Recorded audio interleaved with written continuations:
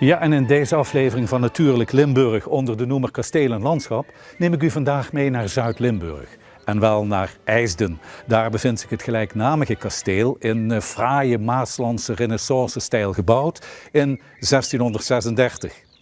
Ja, en die omgeving, rijk aan natuur. Ik denk aan onder andere de IJsderbeemde. En gids in deze aflevering, zoals altijd, is Edmond Staal, medewerker van Stichting Het Limburgs Landschap.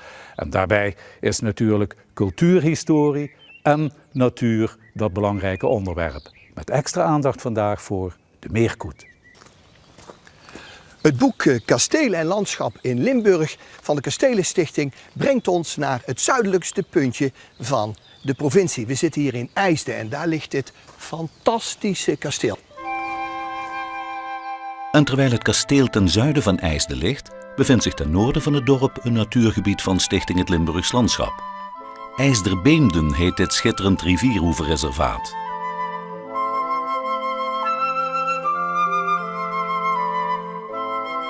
Er worden hier vaak echt zeldzame vogels gezien, zoals de kwak, een van de zeldzaamste vogels die ik ooit voor de lens kreeg.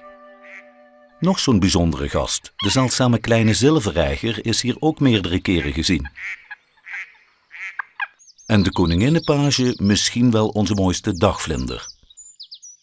De grote groene sabelsprinkhaan tref je vaak aan in ruige, bloemrijke graslanden, dus ook in de IJsderbeemden. Kasteel IJsden is gelegen op een lichte verhoging langs de rechteroever van de Maas. Het 17e-eeuwse kasteel staat op de plaats van de middeleeuwse Kaasterburg, die ook wel Kettelhof werd genoemd. Het L-vormige kasteel IJsden is ongetwijfeld een van de fraaiste voorbeelden van de Maaslandse renaissance-stijl. In de 19e eeuw vond er een grondige renovatie en verbouwing plaats, waarbij onder andere klassicistische elementen werden aangebracht. Modes volgen elkaar steeds weer op. En zo geldt dat ook voor de tuinarchitectuur. En we gaan ervan uit dat in de renaissance-tijd er hier een tuin heeft gelegen die zich veranderde tot een hele strakke formele tuin in de baroktijd. En dan hebben we het over de 18e eeuw, zeg maar. Maar in de 19e eeuw zie je dat die stijl helemaal niet meer modern is. Hij verdwijnt, het wordt een landschappelijke tuin zoals hier in de omgeving. En alsof de duivel ermee speelt, de baroktijd komt weer terug. En dat kunt u hier zien aan deze fantastische vijver uit 1900, neo-barok.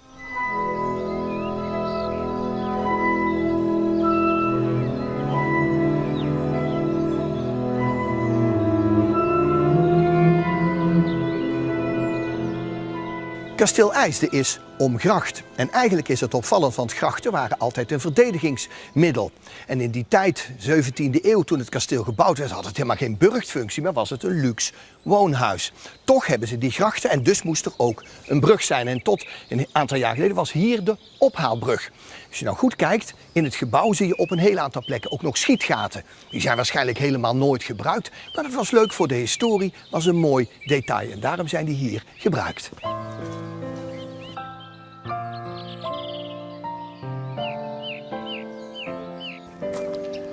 Het kasteel is oorspronkelijk in een renaissance-stijl gebouwd. Dat is na de gotiek, maar voor de barok. En in die renaissance-tijd gebruikten ze heel veel de klassieke vormen uit de Romeinse en de Griekse tijd. En dat kun je in het kasteel heel goed zien aan de ornamenten. Het is op een gegeven moment gemoderniseerd, maar het leuke is dat ze rond 1880 gaan restaureren. En dan restaureren ze helemaal weer naar de renaissance terug. En dat kunt u bij deze zuilen hier heel mooi zien. Ze hebben die klassieke vormen weer helemaal teruggebracht bij kasteel IJsden.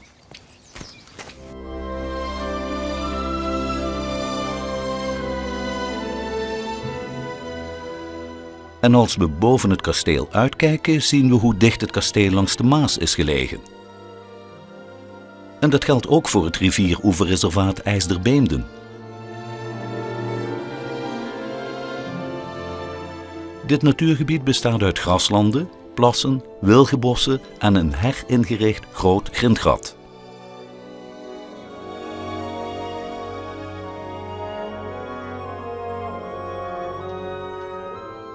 Het gebied is op en buiten de paden vrij toegankelijk voor wandelaars.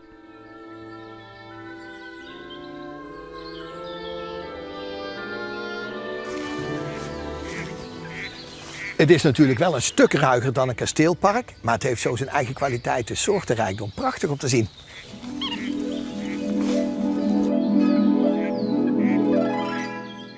De fut heeft een drijvend nest gebouwd dat hier aan een wilg is bevestigd.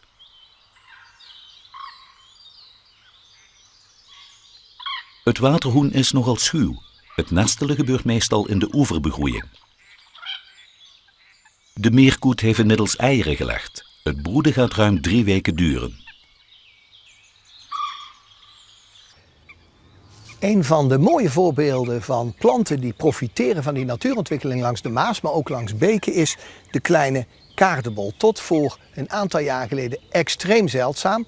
En nu zie je hem eigenlijk, als u gaat wandelen in natuurontwikkelingsgebieden zoals de IJsselbeemde, ziet u hem op heel veel plekken staan.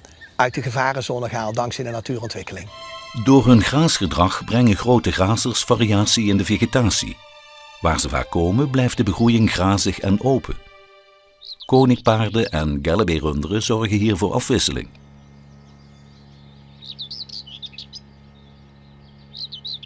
Galloways en koniks zijn de natuurlijke beheerders in veel natuurgebieden. De futen hebben nu jongen en dat kopschudden hoort bij de bals. Jonge futen hebben een opvallend gestreept donskleed. Het duurt ruim 2 maanden voordat de jongen zelfstandig zijn.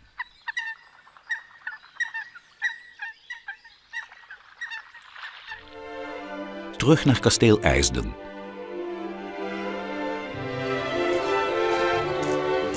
Het kasteel is nog steeds omgracht en vanaf hier heb je een mooi zicht op de tuin, maar vanaf de binnenplaats bij het kasteel nog meer.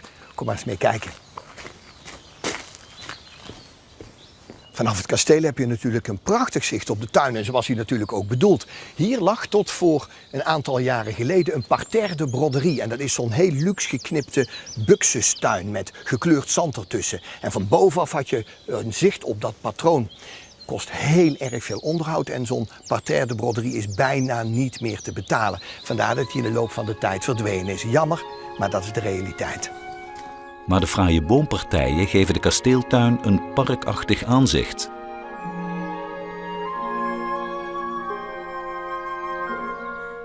En in de voorgrond hier de sequoia-boom. Deze exoot is vaak te zien in kasteeltuinen.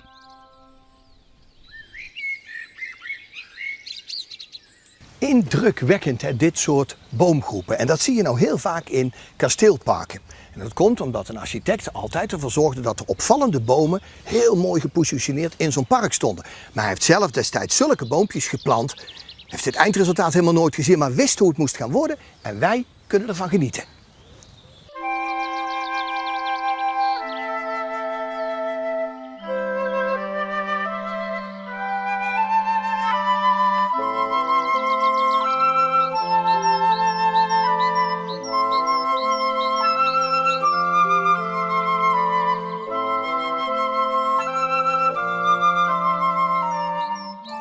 Het mannetje van de grote bonte specht arriveert met een snavel vol insecten en de jongen weten daar wel raad mee. Spechten zijn echte acrobaten als je ze zo verticaal langs de boomstam ziet balanceren.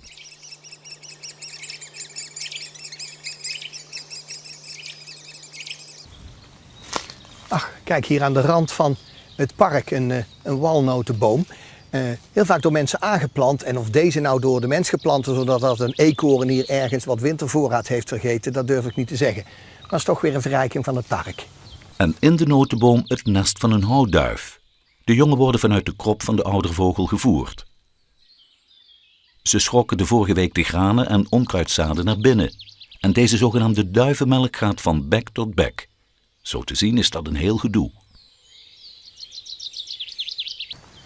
1880, 1890 wordt het kasteel gerestaureerd en aansluitend pakt men de tuin aan en zo wordt rond 1900 de parkachtige aanleg uit de Engelse sfeer die er altijd was, hebben ze vervangen deels door deze Franse tuinstijl met strakke lijnen, geschoren hagen, lanen en tuinbeelden.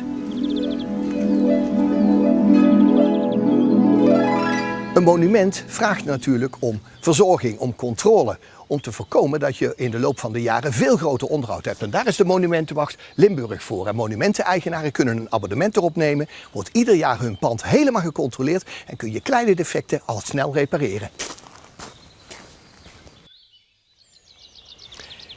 Een van de indrukwekkende onderdelen van het park rondom kasteel IJsden is de berceau, een beukenbooggang, zo heet zo'n ding. Dit is gesnoeid helemaal, de bomen zijn naar elkaar toegeleid. Overigens zijn dit geen beuken, maar haagbeuken, want die leent er zich ook heel erg goed voor. Past helemaal bij de Franse tuinstijl en moet u eens kijken wat een grandeur.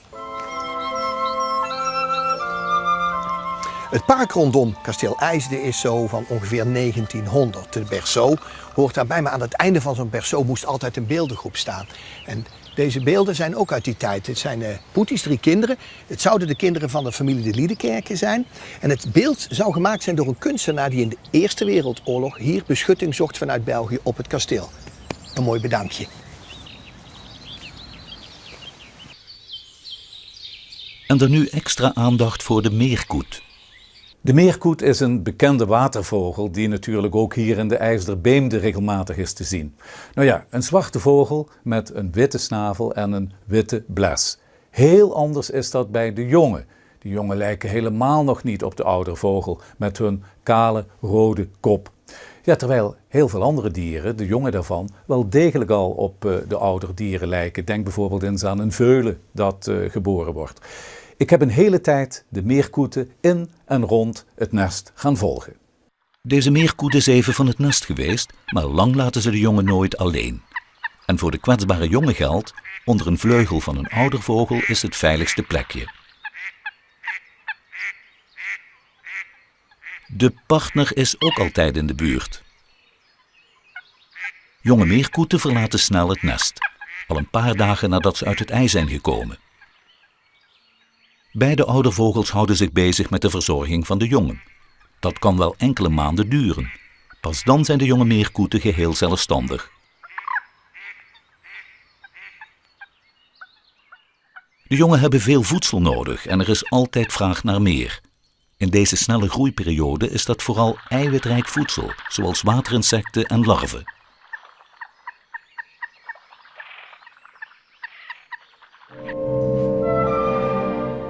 Kasteel IJsden is een rijksmonument en behoort tot de top 100 van de Nederlandse UNESCO-monumenten.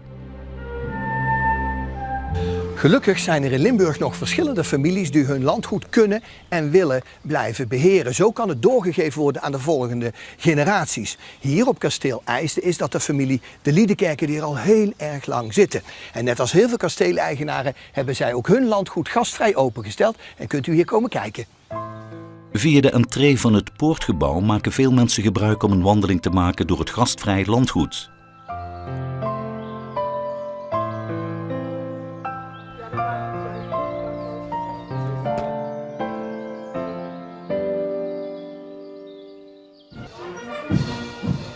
En dan de Bronk in IJsden. Graaf en gravin de Liedekerke ontvangen de bevolking van IJsden bij dit jaarlijks traditioneel feest op de binnenplaats van het kasteel. De rijdans, Cramignon genaamd, is een gebruik dat is overgewaaid uit Wallonië.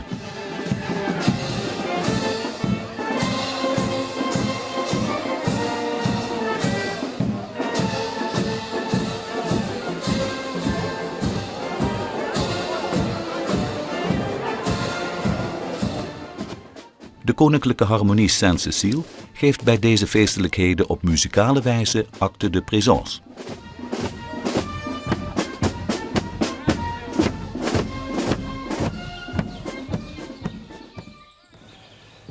In de Renaissance was het heel normaal om in de vensters zogenaamde kruisen te hebben. Een kruisvenster kreeg je dan, dat kunt u hier boven in de toren mooi zien. Maar in de eeuw daarna wilde men meer licht binnen en dan zie je dat ze die kruisvensters eruit halen en veel grotere open ramen doen. Maar het rare is, de modes veranderen en in de 19e eeuw is er een restauratie hier en maken ze het juist weer Renaissance. En dan zie je op heel veel ramen in het kasteel dat het kruisvenster weer terug is. De Renaissance atmosfeer kom je eigenlijk rondom kasteel IJsden overal tegen. En ook bij deze prachtige poort is dat te zien. Renaissance, dat hergebruik van die Griekse en Romeinse vormen. Hier kunt u dat mooi zien.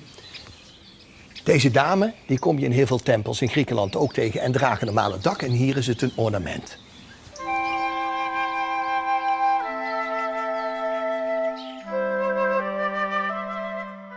De Maas verbindt kasteel IJsden, het dorp IJsden en het rivieroeverreservaat IJsderbeemden van zuid naar noord. Langs de zuidoever gaat water van de Pietersplas over in het land van de IJsderbeemden.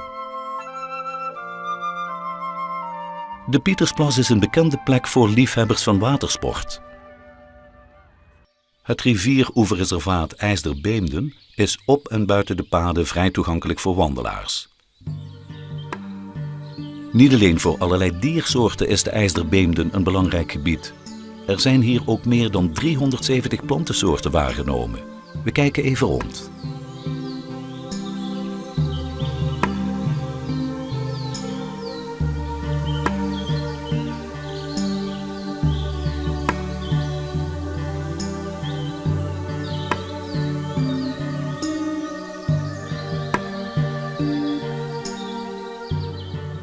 De kleine karakiet heeft een diep komvormig nest tussen rietstengels en de jongen worden met insecten gevoerd.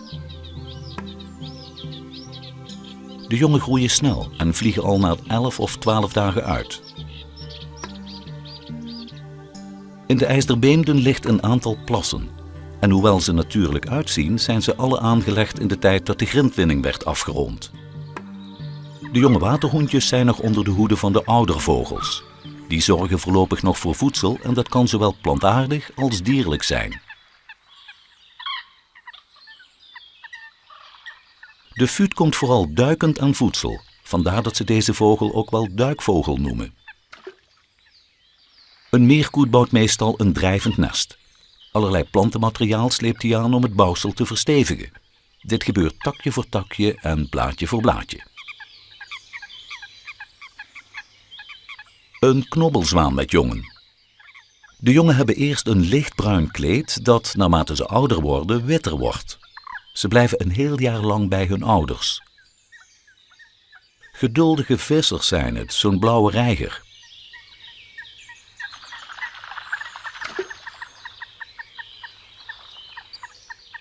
Grote zilverreigers zie je niet iedere dag.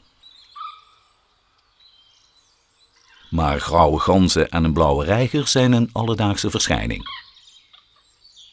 Dat is raak. Een grote zilverreiger heeft een visje te pakken. Voor ieder die maar kijken wil, er is altijd wat te zien in de IJsderbeemden, zoals diverse soorten eenden op deze plas. Heel vaak horen we van bezoekers in natuurontwikkelingsterreinen en ook van mensen tijdens excursies: ja, er staat wel heel erg veel onkruid. U vergeeft mij dat ik dat liever ruigtekruiden noem. En dat klopt. Er zijn planten die profiteren massaal van de hoeveelheid slib die er in het terrein achterblijft. En hier is daar bijvoorbeeld de haagwind, een mooi voorbeeld. De brandnetel, u snapt dat ik die even niet aanraak. Of hier de springbalsemien. En als je die zaadjes aanraakt, dan doen die, kijk, hun naam eer aan. En zo verspreiden ze zich.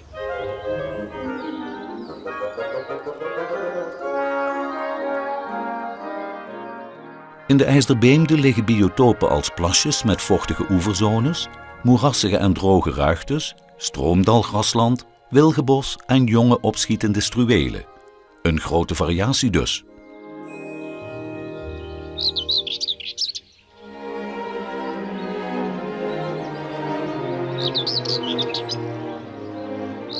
Handig gebruikmakend van de dekking van de begroeiing laat een hermelijn zich even zien. Deze marterachtige is zowel overdag als 's nachts actief.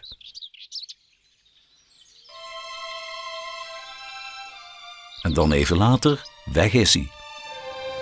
Normaal wordt de ligging van een weg bepaald door de vorm in het landschap. Maar op landgoederen is dat vaak anders. Hier op landgoed IJsden hebben ze eigenlijk de paden zo aangelegd dat het een onderdeel is van het hele parkaanleg. En hier kunt u dat mooi zien. Hier komen 5 wegen bij elkaar en de hoofdas loopt dwars door het hele landgoed. En die hoofdas eindigt uiteindelijk bij de Maas. Zo'n laan is dus eigenlijk altijd aangelegd voor de mooiigheid. Maar een landgoed moet wel geld opleveren. En dat ziet u hier, hoe ze dan de tussenliggende stukken heel economisch gebruiken. Vee erop, hoogstamboomgaarden erin. En dat betekent dat er geld binnenkomt om de gebouwen te kunnen onderhouden. Kijk, het effect van zo'n aangelegde laan, dat ziet u wel heel mooi op deze plek. We noemen dat ook een zichtas. En dat gaat door het hele landgoed, poortgebouw, maar het loopt daarachter nog een heel eind door. Dat gaan we bekijken.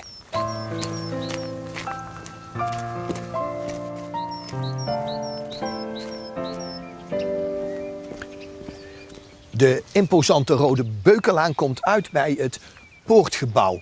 En zoals heel veel kastelen, ziet u ook in de serie, hebben ze een gebouw voordat je bij het eigenlijke kasteel bent. Soms is dat een voorburcht, soms is dat een poortgebouw zoals hier. Daar zitten vaak de dienstvertrekken in, een boerderij, een rentmeesterswoning. En de eigenaar die woont achter in het kasteel.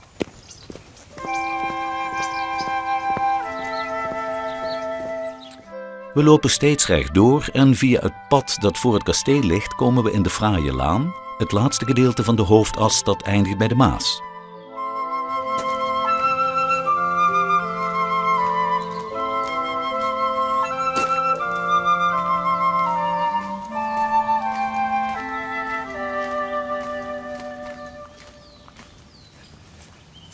Die schaduwrijke laan loopt dus dwars door dat hele landgoed en helemaal aan het einde daarvan sta je dan ineens aan de oevers van de Maas. Met aan de overkant het Belgische dorp Ternaaien.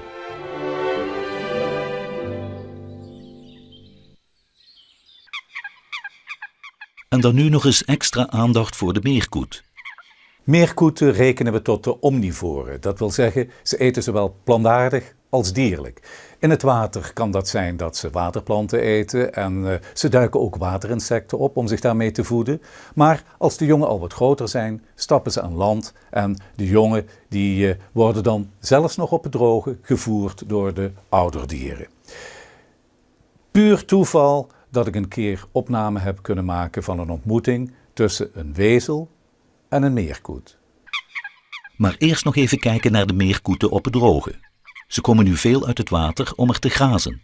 Ze eten vooral plantaardig voedsel en de jongen krijgen de malste hapjes.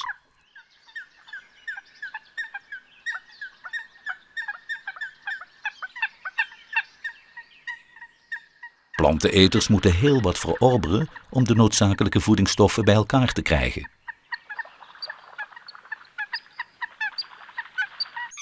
En deze ontmoeting is puur toeval.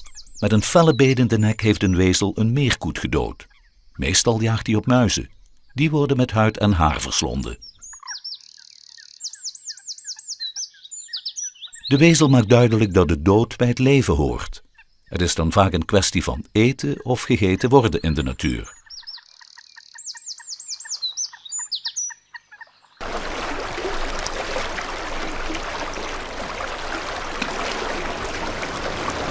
U hoort het wel aan het enorme lawaai. Ik zit hier bij snelstromend water en dat is aan deze kant hier achter mij de voer. En op deze plek hier naast mij is dat de molentak die de molen die hier lag vroeger van energie voorzag.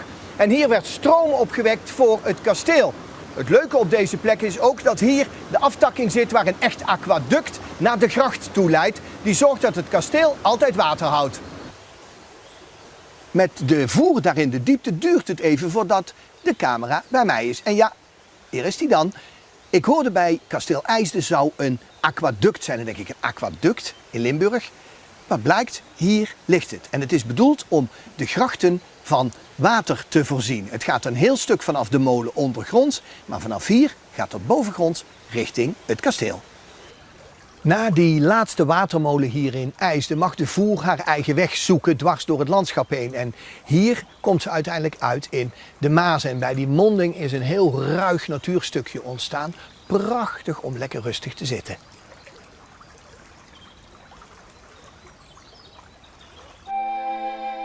Kasteel en landschap. Kasteel IJsden is een van de fraaiste voorbeelden van de Maaslandse renaissance-stijl. Belangrijk cultureel erfgoed dus. Ja, en dat was het dan wat Natuurlijk Limburg betreft. Althans, voor vandaag. Graag tot de volgende keer bij dit programma.